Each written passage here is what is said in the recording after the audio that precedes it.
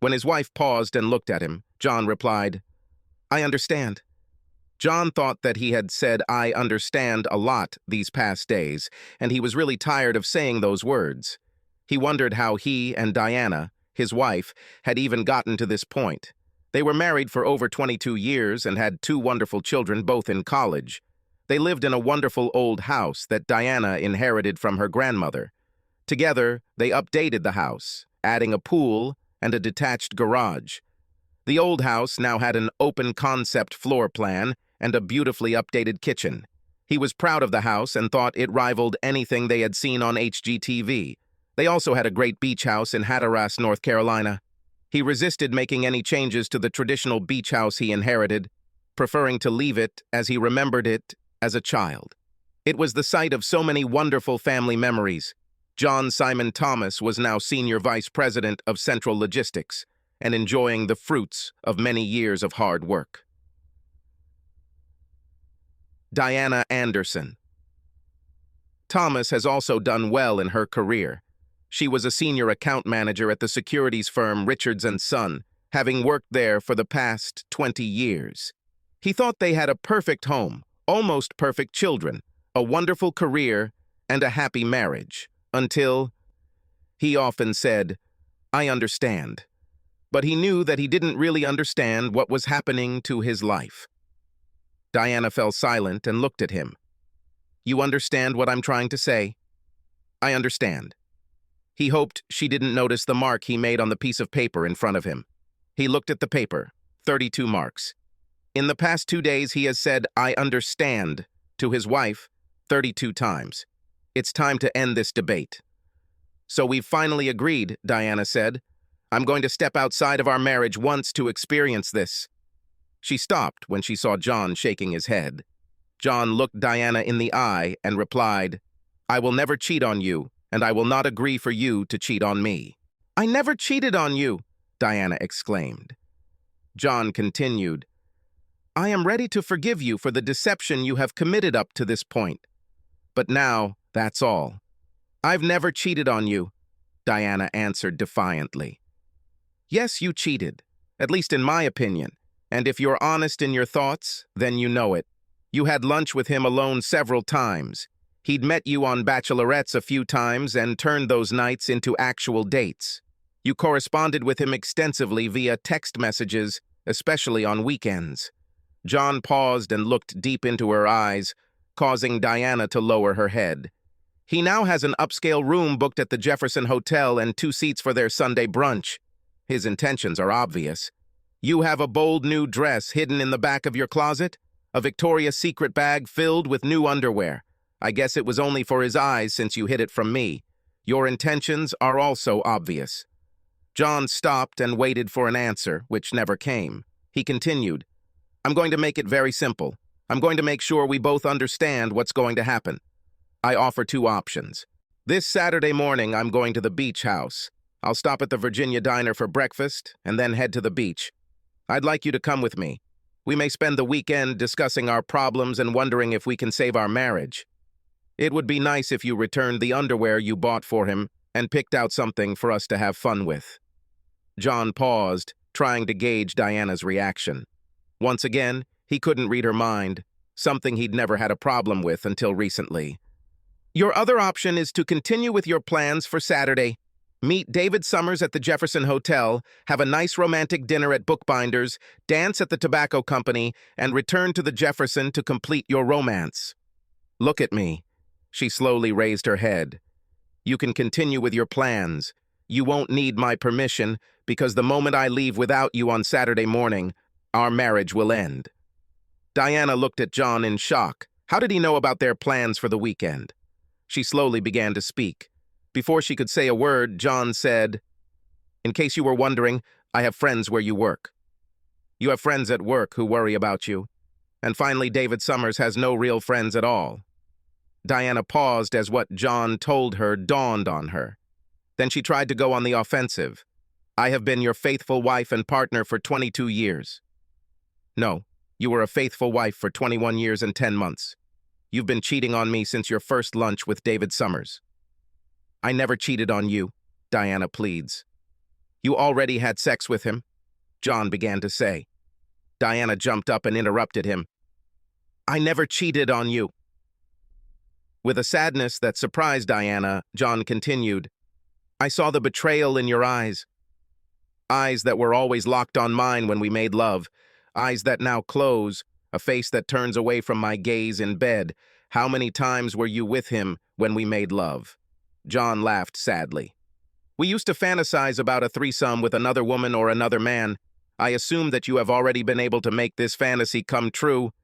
We've had a crowded bed for the past few months. Now I won't talk about it anymore, you understand? Diana thought that everything was not going as she had planned. She tried to gain the upper hand.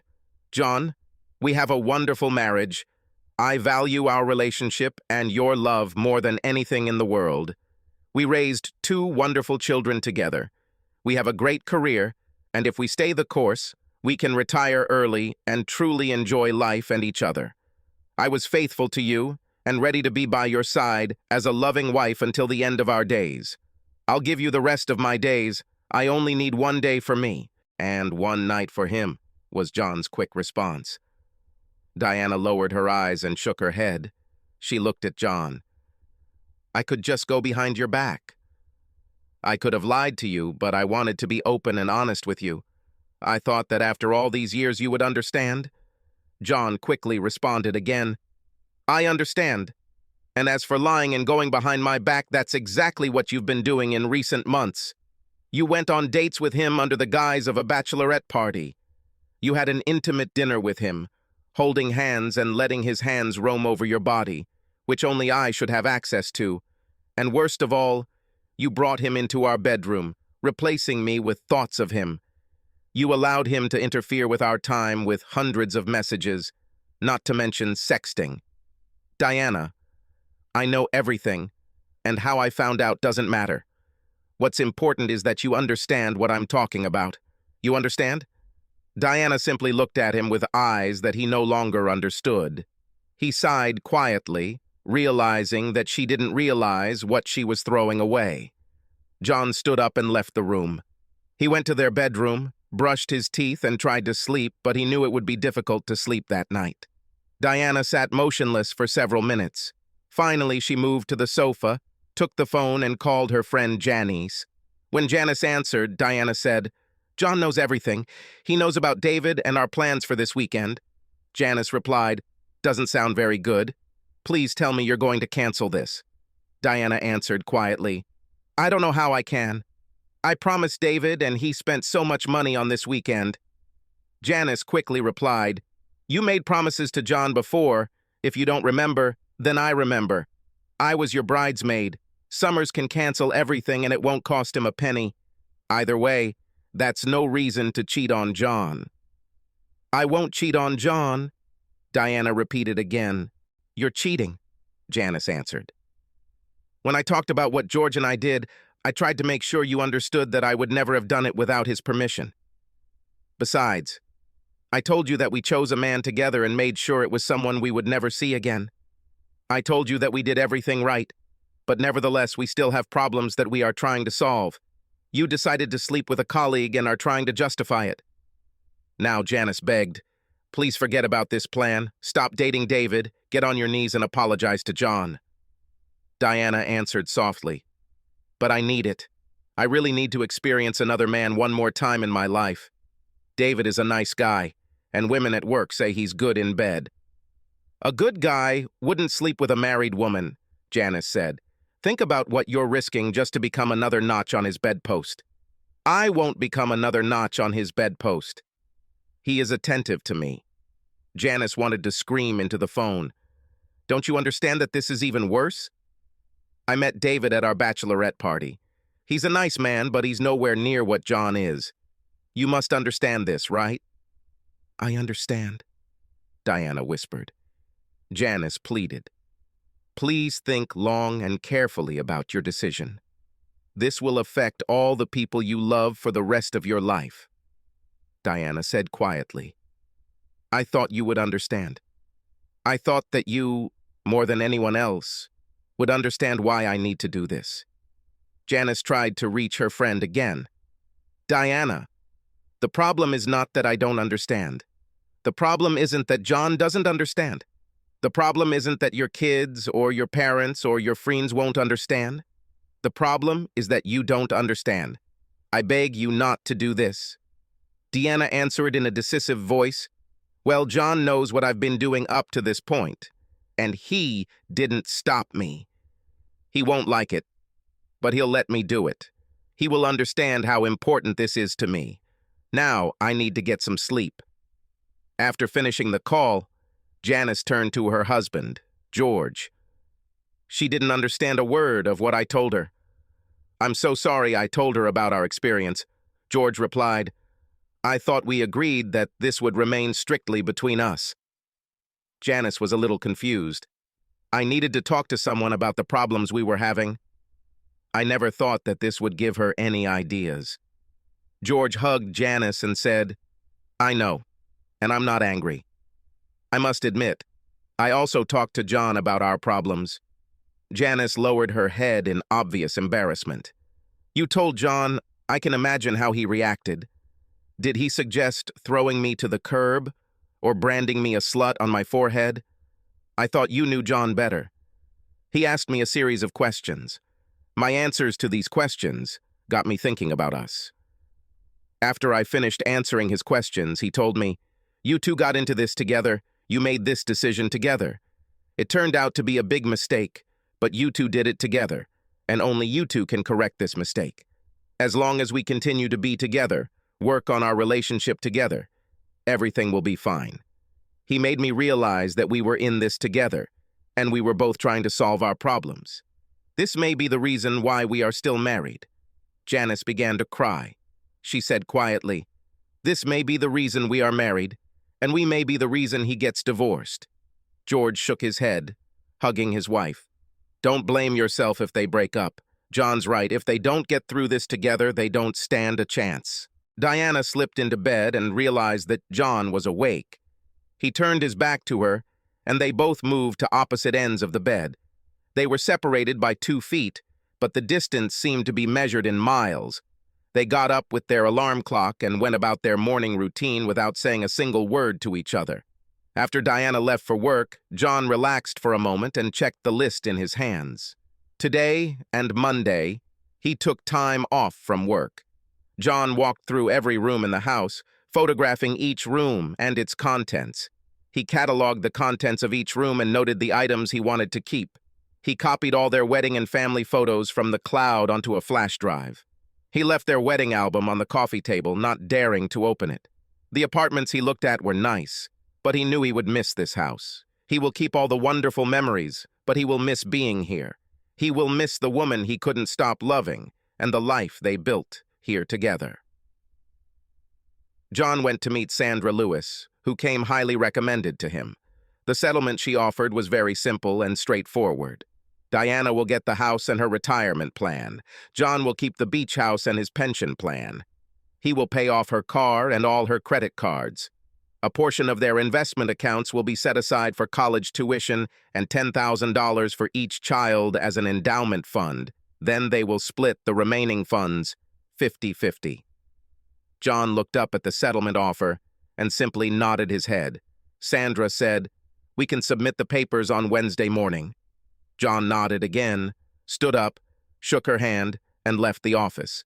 Sandra Lewis realized that her client had said very few words to her since he hired her for his divorce. All their communication was carried out via email. She sensed sadness and resignation in him. She sometimes wondered why she chose family law as her specialty. John headed to the bank. He opened a separate account, transferring half of the old account to his new one. He emailed the direct deposit change form to his company's HR department. Later, at home, he will change his payments to his new bank account. He then went to their investment banker. He confirmed that both of their signatures would be required for all invoices and transfers. John informed him that his lawyer, Sandra Lewis, would seize the accounts the day after Diana was served. John was disgusted by the expression of pity and concern on the faces of his longtime advisors. He realized that they were just the first of many of their acquaintances who would have the same expression on their faces when the news came out. The thought of having to tell his children about the divorce almost made him sick. Diana tried to avoid David Summers at work as much as possible. At lunchtime, they met at Maria's Cafe, a small restaurant that he liked to call their place. She was quiet and refused to hold his hand. John knew about their every move. She could not shake the feeling she had all day that they were being watched. David Summers paid no attention to Diana's mood. "I'm excited about this weekend. Hotel check-in is at 3 p.m. Do you think we could meet a little earlier than planned? Maybe we could have a little fun in the room before we go out to dinner?" "I don't think so," was Diana's restrained answer. Back in the office, Diana tried to do something, but kept looking around the office. She realized that at least one, and possibly more, of her colleagues were acting as spies for John. After a couple of fruitless hours, she closed up for the day and left the office. Walking down the hallway, Diana greeted two new interns in her department. She stopped and looked back at the interns. She couldn't help but notice the distinctive Central Logistics logo on the hoodie one of them was wearing. John completed all the tasks on his list. It was 2 p.m. and he realized he hadn't eaten all day, so he decided to grab a snack. When he sat down at a table in Maria's Cafe, the hostess came out and greeted him with a hug. John hugged her tightly and asked, "How is Ben doing?" Maria smiled. "He's doing great. He made the baseball team as a rookie. He's so excited. You know, James has been a great training partner this winter. Your son changed everything." "Well, James is thrilled that his roommate will be on his team," John replied. Mary sat down next to John and said, "They were here again for lunch today, but all was not well in paradise." Diana was very nervous, and, of course, Summers did not understand anything. "He may be clueless, but he's going to sleep with her this weekend," replied a dejected John. "Don't rush to give it up. She must be a special woman to have been married for so long. She realizes her mistake, and I just pray that it happens sooner rather than later," Maria replied. "So, Maryland crab cakes with broccoli?" John smiled for the first time that day.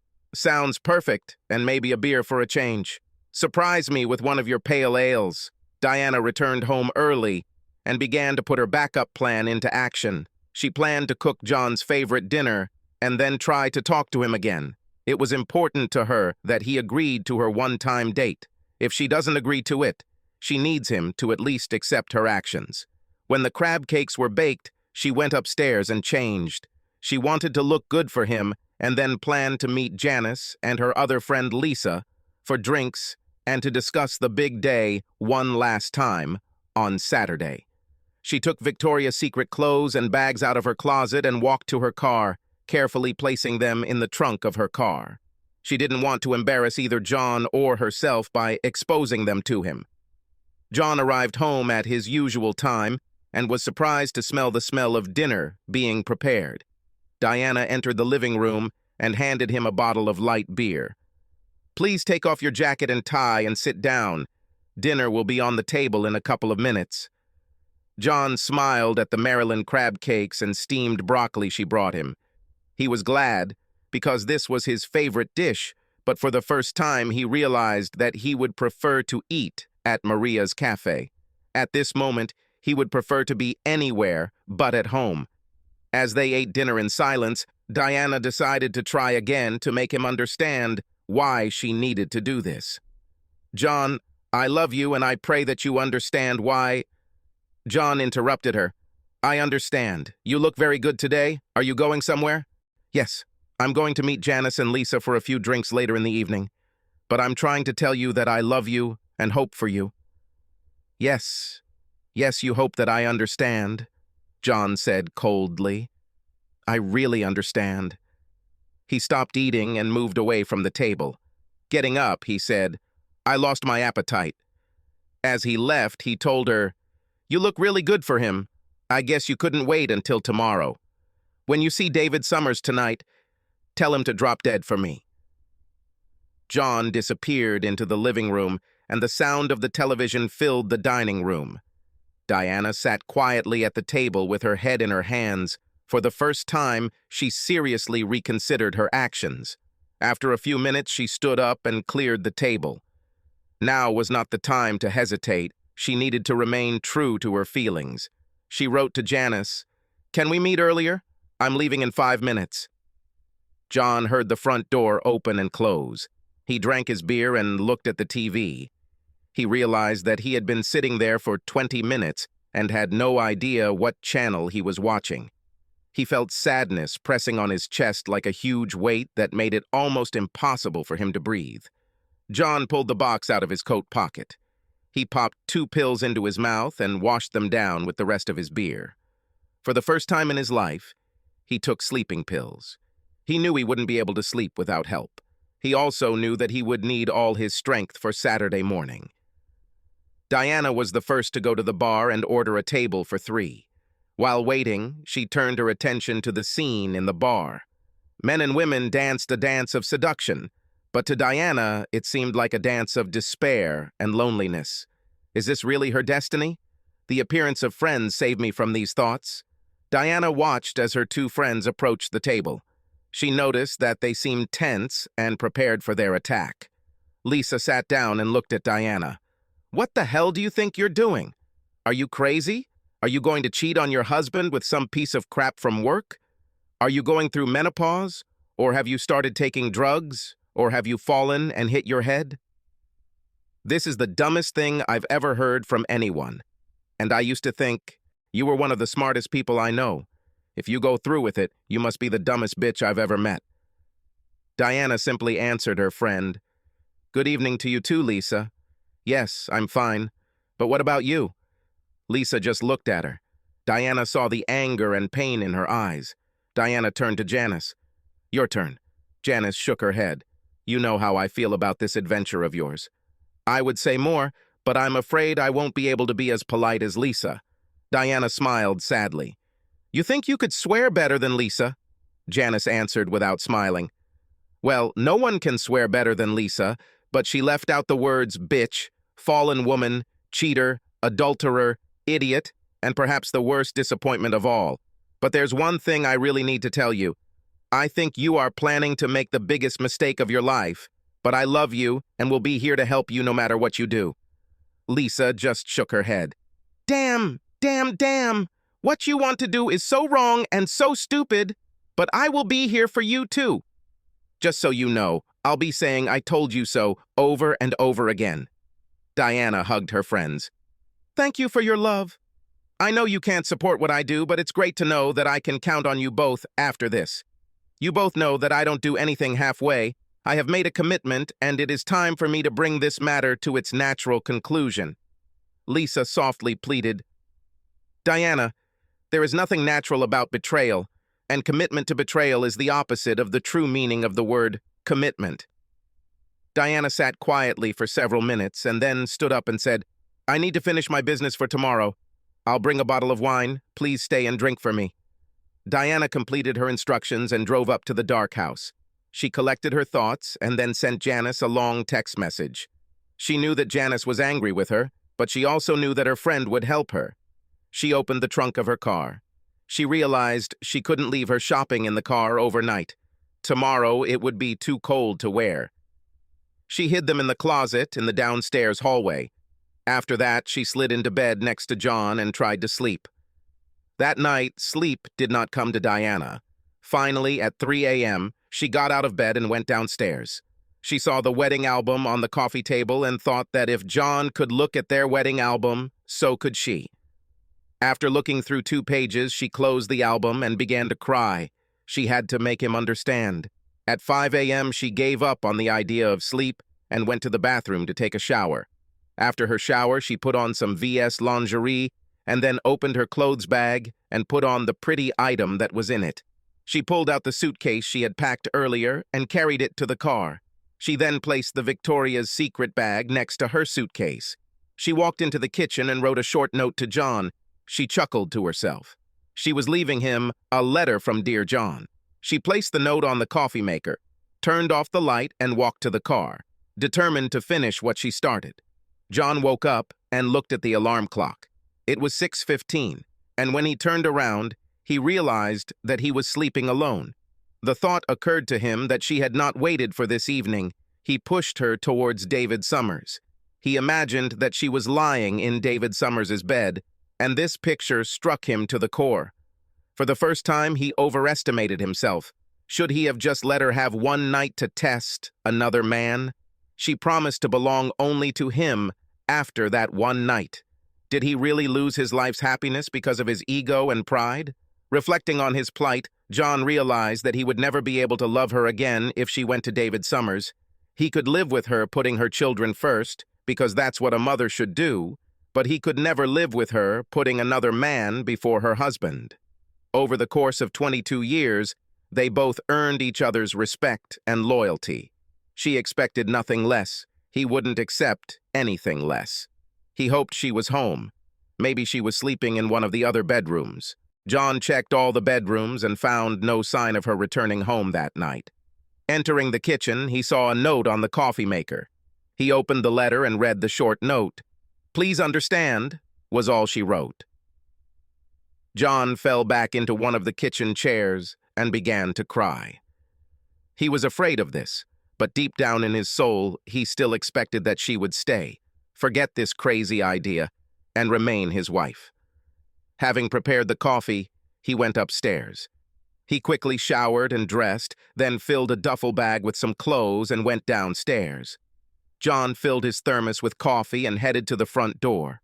Taking one last long look at the house that was his home, he turned off the light and closed the door. The cold morning air hit his face as he walked down the steps. He had forgotten to start the car, but he thought the cold would help him wake up and perhaps snap him out of whatever daze he was feeling. As he walked to his car, he realized that the engine was running. He opened the back door, and as he was putting his bag inside, he saw a suitcase and a Victoria's Secret bag in the back seat. In the passenger seat, he saw Diana sleeping in the car. He quietly closed the back door and paused, reaching for the door handle. He cried tears of joy at the sight of his wife, his love. Now he knew they had a chance. John took a deep breath and opened the car door. As he got into the car, Diana stirred and looked at John.